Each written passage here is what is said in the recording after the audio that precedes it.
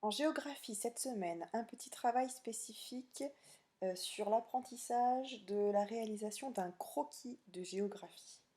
Donc je vous demande de lire et comprendre la fiche méthode pour l'étude d'un paysage en cliquant. Vous voyez, c'est en bleu, donc vous cliquez sur le lien en bleu et vous atterrissez sur le site d'un collège avec donc une fiche méthode étudier un paysage en géographie qui vous détaille pas à partir d'une simple photographie, comment est-ce que l'on va transformer cette photo en croquis de géographie. Donc pour décrire un paysage, on peut prendre une photographie. En effet, le paysage se définit comme un espace que l'on voit d'un regard. Il suffit de regarder par la fenêtre. Donc vous, avec votre tablette, vous allez faire la même chose. Vous allez prendre une photo de ce que vous voyez depuis une fenêtre de chez vous.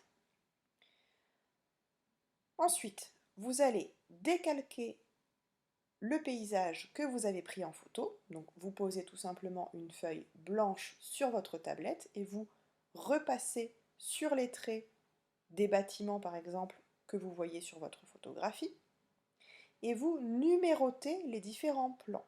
Je vous rappelle qu'un plan, on avait vu ça également en classe. Qu'est-ce que c'est?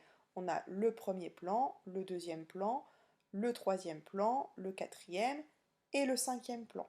Donc c'est ce que voit l'œil en premier. Le premier plan, c'est celui qui est le plus proche de nous et le dernier plan, c'est celui qui est le plus loin de nous.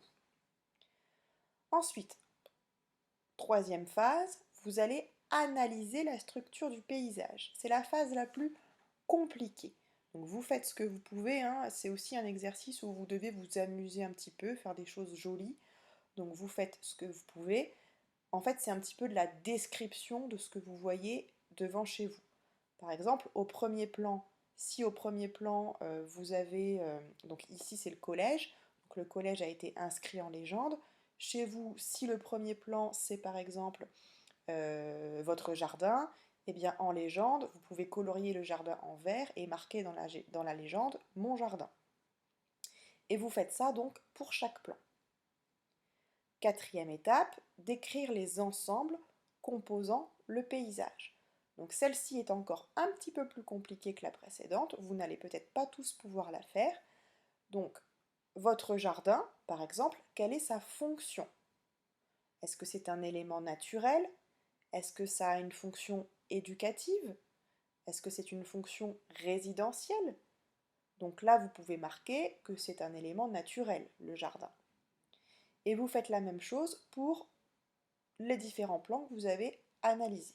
Donc aidez-vous bien.